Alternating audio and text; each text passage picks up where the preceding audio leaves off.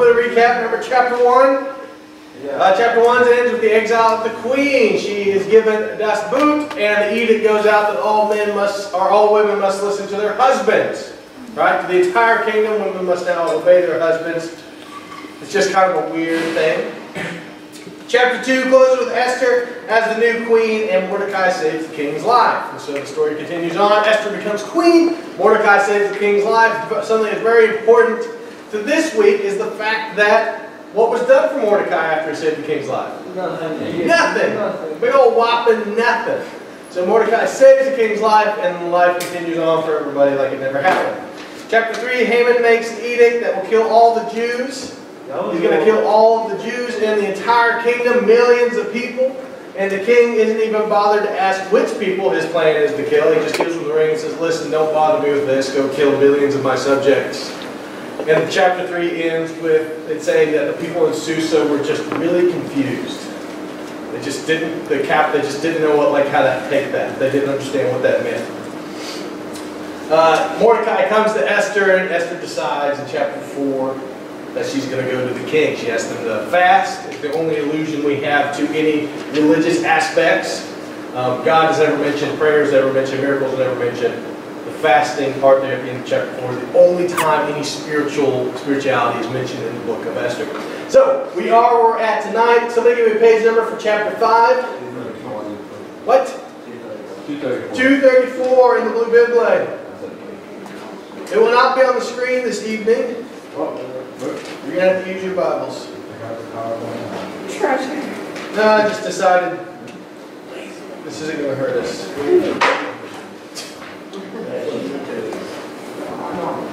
Okay, so there are 4 major ideas that we're going to look at in these chapters. We're not going to read the whole chapters because they usually kind of get bogged down in it, and we'll spend all of our time reading. So we're going to kind of really focus on these 4 major ideas that are presented in these 2 chapters. The first idea is this: Esther takes control. At some point in the story, Esther had to finally take control, and she does, here in chapter 4. She begins, and she takes control of the situation, and she decides that she's going to do something about what has happened.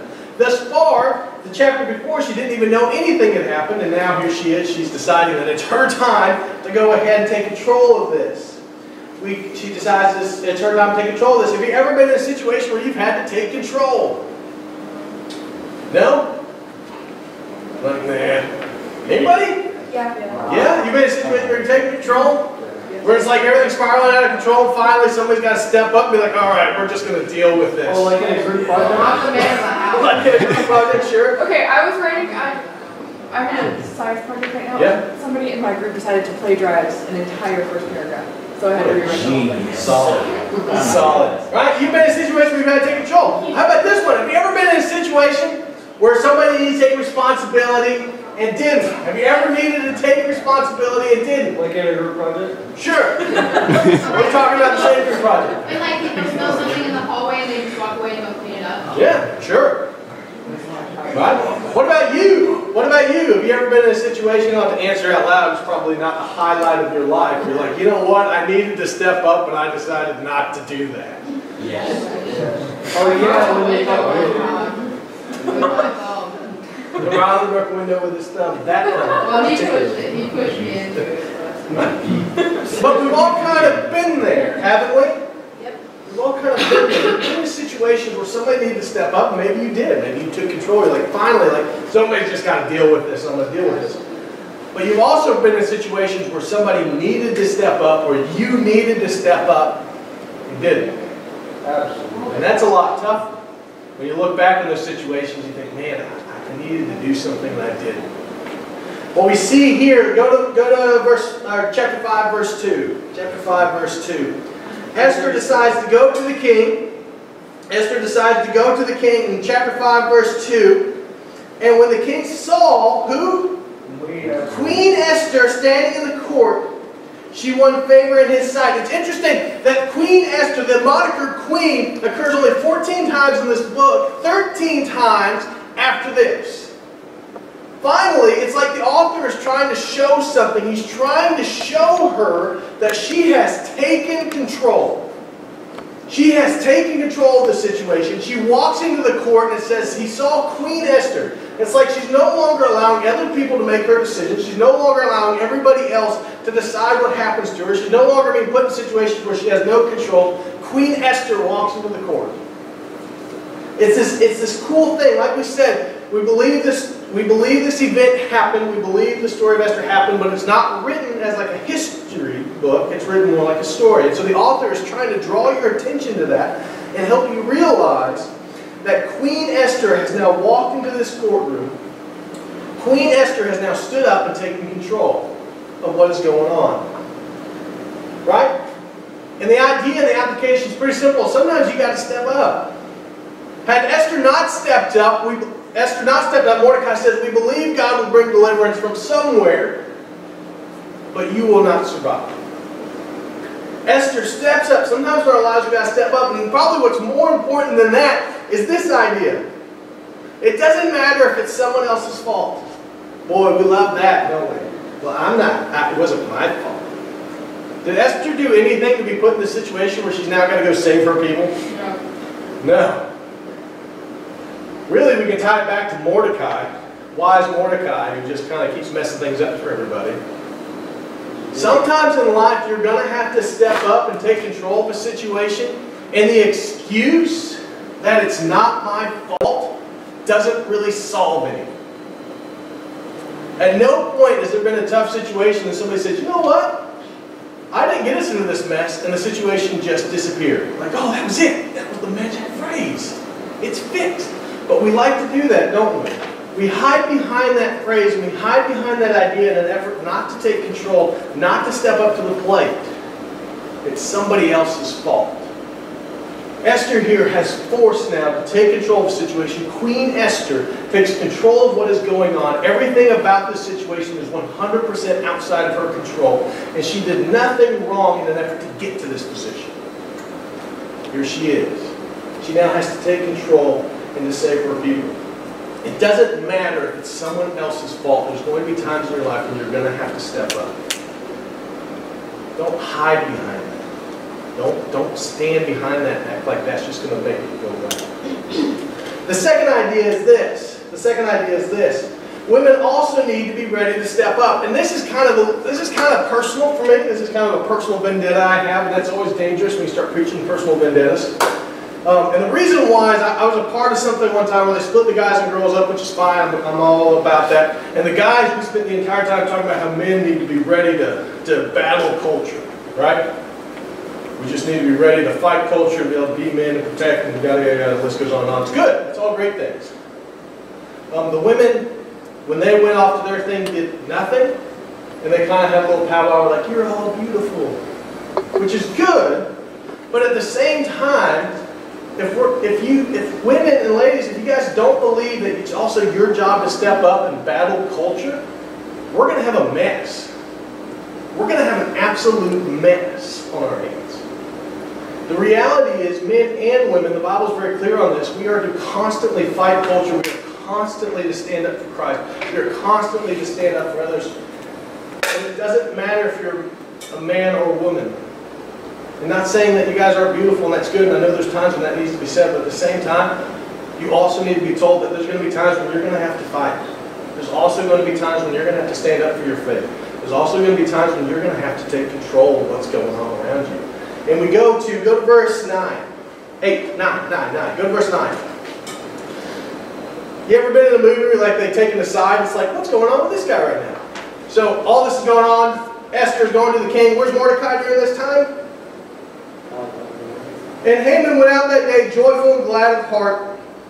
But when Haman saw Mordecai in the king's gate, and he neither rose nor trembled before him, he was filled with wrath against Mordecai. So we take her aside. Esther is in there saving her people. Where's Mordecai at? He's still making Haman mad. Like, we take this aside step. Esther's doing this incredible thing. Where's Mordecai at? Literally still making Haman angry. Like, that's it. He's like, okay, well, happy we checked in with Mordecai. As women, you guys have got to be ready to step up. Right? Esther protects her people when no one else would. Where is wise Mordecai at this point? Literally still just trying to get Haman mad. Like, that's it. That's all he's doing. And Esther steps up. And Esther steps up. So this question is really more for ladies. And men, I mean, it's important to you too. But ladies, who are you standing up for? Who are you standing up for? Who are you trying to protect? What voice are you giving to people who don't have one? And my frustration is we tell this all the time to guys. We get them alone and we say, you guys need to be standing up for people. And that's great. It's so important. But ladies, you guys as well, who are you standing up for? Who are you speaking out for? Who are you trying to protect? Who in your school needs you? And that may be a guy, that may be another girl, it doesn't matter. Who are you standing up for and trying to protect? Esther is one example of many women in Scripture who stand up and do something. And why this is so important to me, and make sure we understand this, is because most worldviews and religions constantly demean women. That's all they do. Most worldviews paint women as nothing. Christianity is not the same way. And if we don't understand that as ladies, you guys also need to be standing up and doing something, then you've missed a major issue. You've missed a major part of it. Now, guys, it doesn't get you off the hook. It's just this example is of a woman who stands up and fights for her people. Men, you need to be standing up for people too. But if we don't teach this to you guys, and if you guys are not teaching your younger friends this, and younger ladies in your life, or sisters, whatever the case may be, we're going to make a mess. We're going to make a mess. Because far too often, if we're honest, if you say in a bad situation, where's the guys at? We're sitting in the courtyard making just people angry. And I really wish I could say that wasn't the case, but boy, far too often it is. Far too often. Alright? Like I said, that's just a personal vendetta of mine. Esther is a perfect example of that. Ladies, you need to be ready to stand up. Who are you standing up for? Who are you standing up for? The third idea that's presented is this. Esther works tactfully. Esther works tactfully. Esther doesn't go in there like a bull in a china shop, breaking everything, ready to get fired up. What does Esther do, those of you guys who know the story? She goes in, the king says, I'll give you half of my kingdom. And what does she ask for? I'll give you half. I want it. Okay.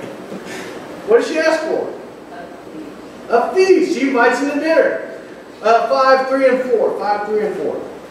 You see that Esther has now walked into the thing. And the king has extended his scepter out to her so she won't die. And he says, man, I'll give you half of my kingdom. The king said to her, what is it, Queen Esther? What is your request? It shall be given, even half of my kingdom. Half of my kingdom. And Esther said, if it please the king, let the king and Haman come today to a feast that I have prepared for the king. Has anybody ever wondered why that's her request?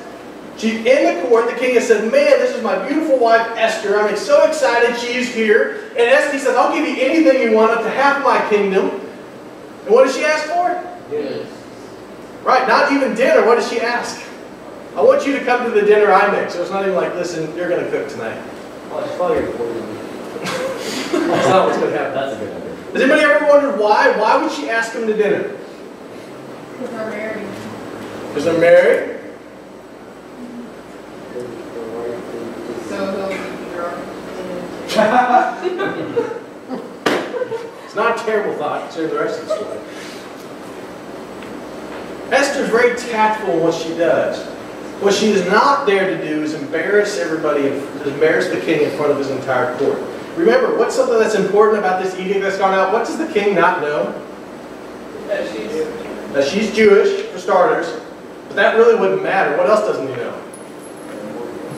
Who's getting killed? He doesn't know any of that. Could you imagine if Esther walked in there and says, man, I'll give you half my kingdom. She's like, well, you know, you could just not kill me.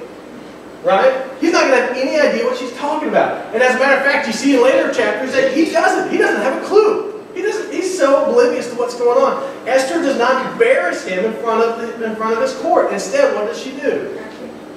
Ask him to dinner. Right? Remember, the king never asks what people were going to die. He didn't even know. We kind of reiterate this point. Esther did not want to embarrass the king. Esther is very tactful. This is a powerful, powerful point here, and a really good thing to understand. Esther walks into there and says, man, I'll give you half my kingdom, and she could have asked for it right then. But instead of embarrassing the king, instead of causing this huge scene in front of all of his officials, what does she do? Hey, you want to go to dinner? Right, she's going to do it privately. She's going to do it just between him and Haman, privately. So the question is this: have you ever hurt someone because you weren't patient? Oh, yeah. No. Yeah? You ever jumped into something way too fast? You ever gone crazy? You ever been like a bull in a china shop and before it was all said and done, you really hurt somebody? Have you ever hurt somebody even when you were trying to do the right thing? Yep. Yeah. You guys ever hurt somebody whenever you're even trying to do the right thing? Esther here's in the right. She's 100% in the right. But she would have hurt the king in this. He would have been embarrassed. He wouldn't have had any idea what was going on. So she invites him to dinner privately. Something we got to understand: the right thing can be done the wrong way. You can do the right thing. You could be doing the absolute perfect thing. You could be doing the thing that you are supposed to be doing the wrong way. You guys can hurt somebody in the process of trying to help somebody. We can do the right thing the wrong way. And sometimes we forget that. I know in my life sometimes I feel like, well, if I'm in the right, I can do whatever I want. The reality is, we can hurt people in the process of trying to do what's right. And does that accomplish anything? Yes. Not really. Not really. Esther is very tactful in this. Esther is very patient in this. Esther does the right thing the right way in an effort not to embarrass the king, not to throw him under the bus in front of his entire court. She said, I want you to come to dinner privately so I can tell you what's happening. So you can fix this. You can fix this. Now, if you look at the broad scheme of Esther, Esther's kind of has a pivot point. This is the pivot point. Chapter 6 begins the pivot. What we see is the entire story is going one way, and all of a sudden now it's going the other way. It kind of forms a big V. It's written like that. Chapter 6 is that. Chapter 6 is that. And chapter 6 kind of asks this question: how is God working when He's silent? Where is God? Is God present even when we don't know anything about it? Is God still evident even in times when He seems absent? And that's a powerful question. The author never asks that. He never points it out. But the way the book is written kind of brings you to that conclusion and makes you ask that question. So what do you guys think? How is God working even when He's silent? Did you say that there was somebody like in the King's Court that just threw people on the spot? Yeah, there was that guy. Yeah. So she didn't die. She didn't die, so we're already starting there. What else? What do you guys think? Because Esther's day and time, where she's living at, what's going on in her life, is a lot like us. We don't have a lot of prophets running around.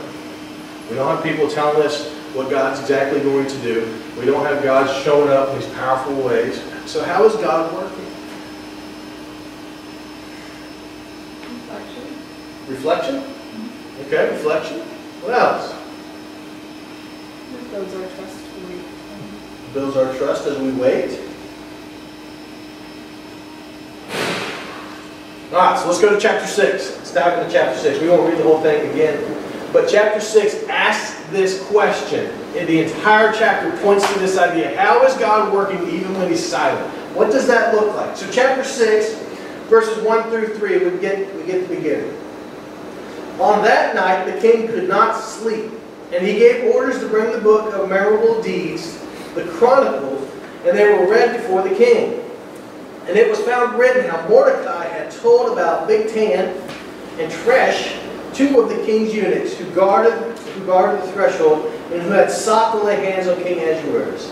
And the king said, what honor or distinction had been bestowed on Mordecai for this?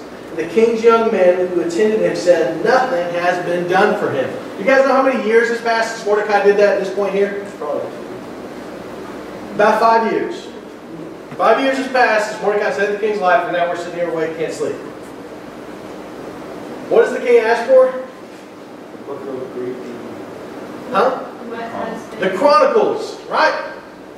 They really just record the list of the king. Do you think there's a lot in there over 5 years? Yeah. So what does the king open up to? What thing is he begin reading at? Mordecai saves his life. And he asks the guy, I'm sure after he has read the whole thing, what did we do for that guy? What does the kid say? Nothing. We did nothing. We did nothing. So the question kind of being pointed out is this a coincidence? Yes. No.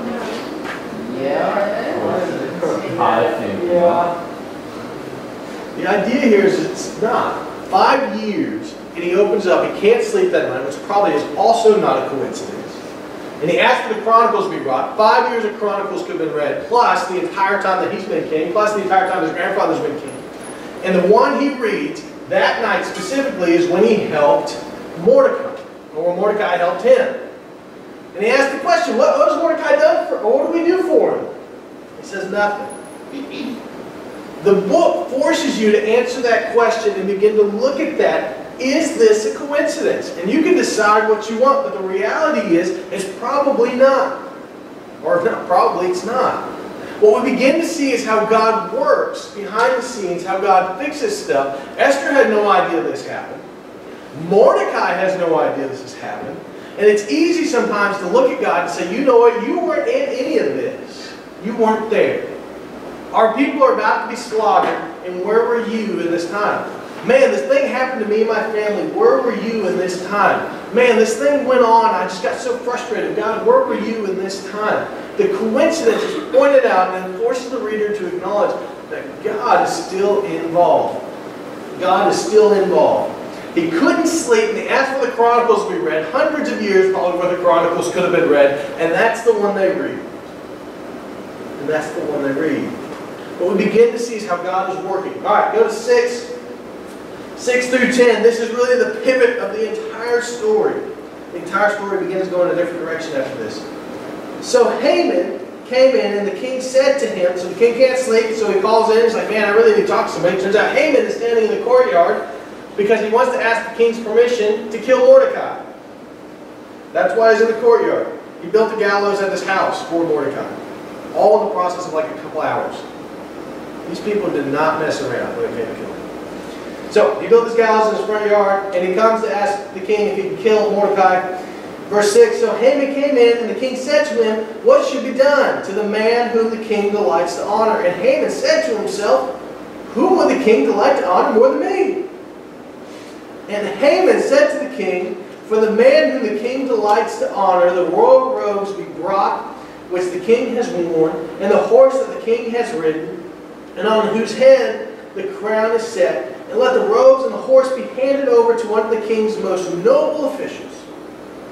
And let them dress the man whom the king delights to honor, and let them lead him on the horse to the square of the city, proclaiming before him, thus shall it be done, the man whom the king delights to honor. Then the king said to Haman, to do what? That's a great plan. What are we going to do? Go get Mordecai. Hurry. Take the robes and the horse as you have said. And do so to Mordecai the Jew, who sits at the king's gate, leave out nothing that you have mentioned. So Haman is in the courtyard to ask the king, man, can I go ahead and hang this guy like tonight? Like, can we just do that and be done with this?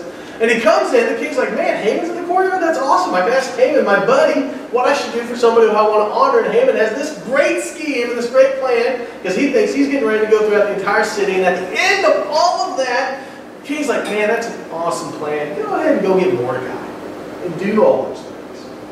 And do all those things.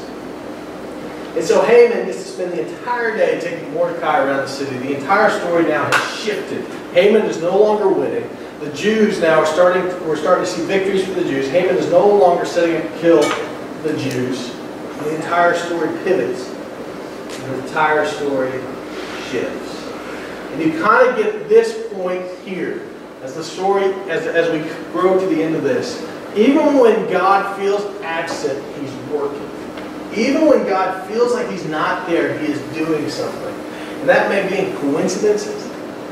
Maybe in your own life, you can think through a couple of coincidences. You're like, you know what, this seemed really odd. And all of a sudden, it worked out really well. Or you think through times in your life when you feel like God was absent, but for some reason, things just worked out the way they were supposed to. Or you think through times in your life and it felt like God wasn't there, and you hear that somewhere else God was already working to set things up. There's this reality that even when God feels absent, even when God is not speaking, even when God does not feel present at all, He's working and doing things. In this particular story, He's working through coincidences. And it's kind of an odd thing. God is continually working through coincidences. He's working. He brought the Chronicles, and they read that one. Haman is standing in the foyer to ask to kill Mordecai, and he's the one who gets to lead him throughout the city. It's this amazing picture, and the author brings you back, and you're forced to answer that question. Is God still working even when He's not saying it? The answer is yes. The answer is yes. Does all that make sense? Oh, yeah.